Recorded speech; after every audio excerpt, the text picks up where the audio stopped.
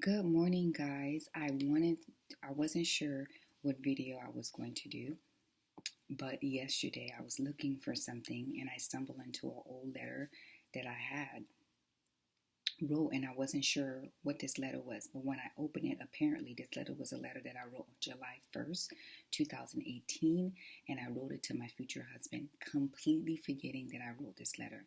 And I think that was the universe reminding me, hey, Chantel, nothing that you've ever asked for, I have given to you, I have not given to you. And every seed you have planted, you don't reap the harvest the same day.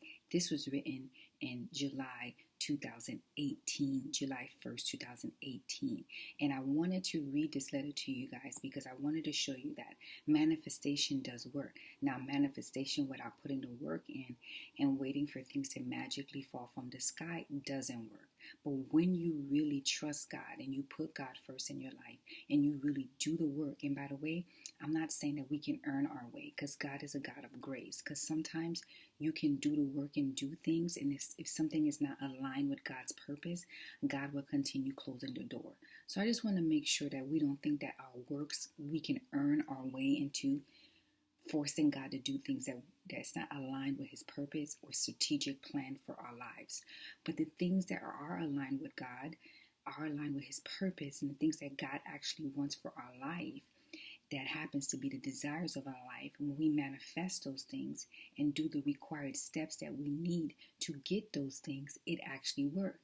Even though I am not married yet, however, everything in this letter has come true. And I wanted to take the time to read this to you to see how important it is to actually write down your dream, journaling. I know we live in 2021.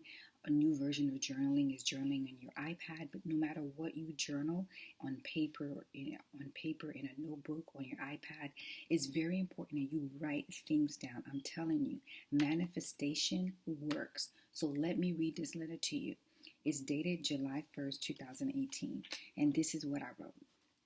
I wrote, Dear husband, I am 30 days into the best therapy I have ever received in my life.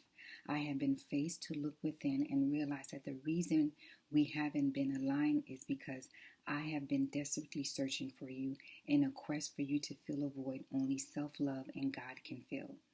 As of today, the search party has been suspended. Instead, it has been reassigned to do the work, to dig deep, to deal with the undealt trauma in my life, to continue to connect the dots to why I make the decisions I have made, past, present, and future. Healing is my concern. I am in the early stages of this therapy, and this is one of the best decisions I've made in my life. I know the day we meet will be a day I am minding my business, doing God's work, and assuring I am the best version of myself. I know God has been preparing you for for for me since birth, and he's been preparing me for you. I know you will be a man of God who seeks God's direction before you do anything. I know that you will lead me as and as of last month, I took my superwoman cape off. I will always be independent, but I have embraced interdependency. I am no longer desiring to have a romance with masculinity. Instead, I've embraced femininity. I want to thank you in advance for protecting me, supporting me, loving me, and protecting home and putting home first. Your strengths are my weakness, and your weakness are my strength. I promise to have a positive energy, speak life into you, pour into you, never throw back vulnerable moments back in your face. I not only promise to make sweet, passionate love to you, but I promise to like you. I promise to keep our dirty laundry in the basket and never drag our business in public. I don't know your name, how you look, or where you live, but I want you to know that I am busy working on me to be the best version of myself, and that is one of the best gifts that I can ever give you. Love, your wife, Chantel. First of all, let's talk about the therapy. The therapy that I got the therapy because I had realized that I had this pattern in my life that I kept picking the same men, getting hurt over and over again. And I couldn't figure out why this stuff was happening. I was advised by my mentor, you need therapy. I was recommended this therapist. One of the best decisions ever made in my life. Within 30 days of the therapy, she realized that I was thirsty. Yeah, I, Chantel Merchant, was thirsty. I was thirsty, and my number one goal in life was no, I had two goals in life: make money and get a man. Okay, those were my God. God wasn't my God. God wasn't my God. Money was my God, honey. Money, money, money, money, money. For those of you who don't know my story, but my goal was to climb the corporate ladder, which I did at some point. But I was money hungry and I wanted to be in a relationship. Those were the only two priorities in my life. And my therapist, with her experience and her professional experience and her being spiritually grounded in the word, I wanted to get a Christian therapist, which I got. She was able to dissect that immediately, honey. She was like, honey, you need to stop looking for a man and you need to stop working on yourself. When you work on yourself, all of that stuff will fall into place. So that has definitely come into provision, come into life. Um, when I worked on myself, I dig deep. Everything in this letter is just the bomb diggity, okay? I worked on myself. I dig deep. I start connecting the dots. Why I picked my ex-husband, why I married him. I had to go back in my childhood, figure things out. I mean, ooh, these therapy sessions, baby, honey, baby. The homework she would give me, baby. The letters I had to write, baby. The hardest work I had ever do in my life was to work on myself, baby. When I start connecting the dots and figuring out, oh, that's why I had a temperament problem, or that's why I picked my ex-husband. This is why I picked the men that I picked. This is why I did that. That's what therapy did for me. And the part where I say, I know the day we meet, I'll be minding my business. Let me explain something to you. I told this story already.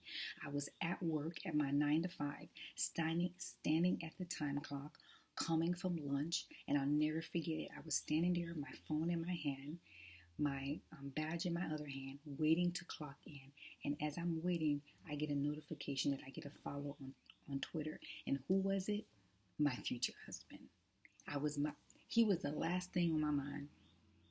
Wasn't thinking about him, wasn't searching about him. I was working on me. In fact, I had told God, for those of you who know my story, I told God I didn't want to be single, but if he wanted me to be single, that I would be single for the rest of my life.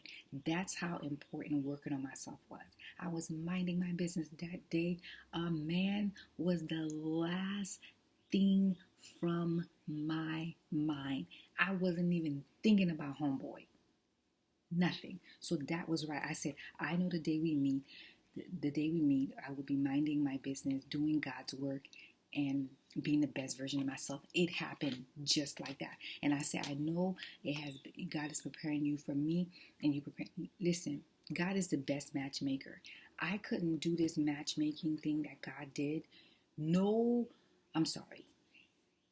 Who God has picked to be my husband, there's no one else. Like, the fit is perfect. And I'm not talking about compatibility because we're different in a lot of ways.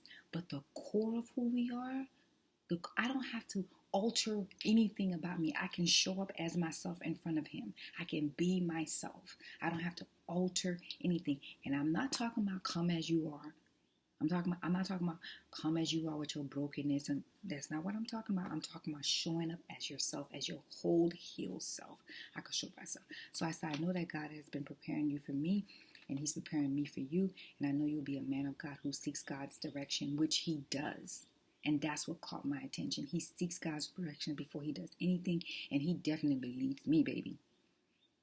He ain't no wimp. Okay, the Superman woman cape. Before, honey, I was like, I don't need a man. I'm going to do everything for myself.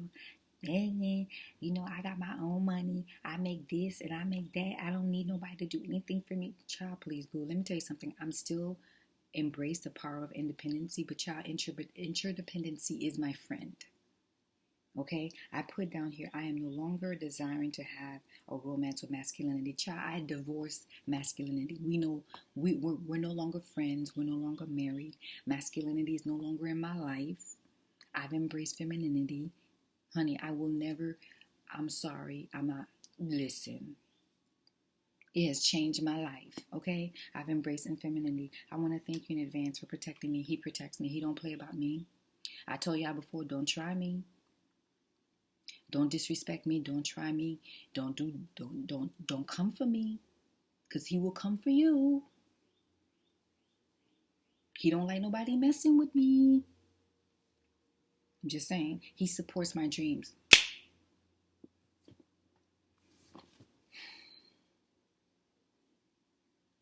I'm not going to cry. This man supports my dreams. He pours into me. Supports anything I could come. I can tell homeboy right now, you know what, God told me that I'm supposed to be superwoman. Okay, babe, where you want to go by the Cape at? What you want me to do? How you want me to support you?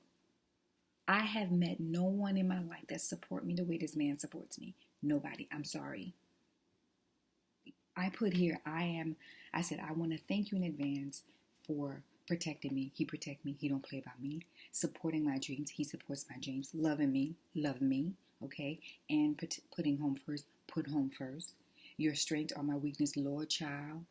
When I tell you his strengths are my weakness, when I tell you his strengths are my weakness, and when I tell you my weakness are his strengths, baby. Okay?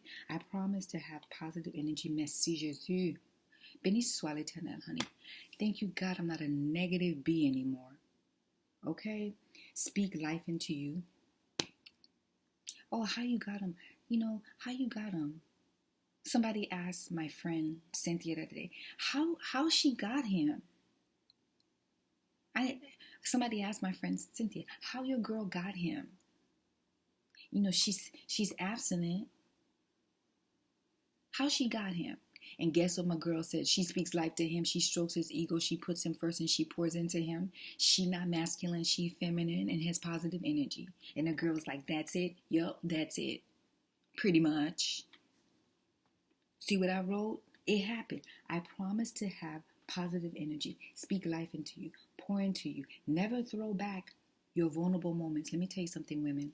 The worst thing you can do is when a man decides to be vulnerable, which is very hard for a man. You can talk to any professional therapist or speak to your homeboy, your father, your brother, your uncle.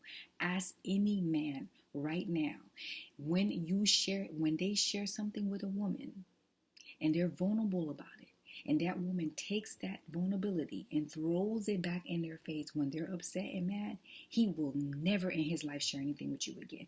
He needs to be so safe with you that he can literally take his head and put his head on your lap as tears running down his face, sharing his most deepest secrets and his vulnerable moments with you. And when he shares those moments, you need to be like a vault. It stays right there, closed. Never repeated, never thrown back in his face. That's one of the worst things. And that's what I put here. I said I would never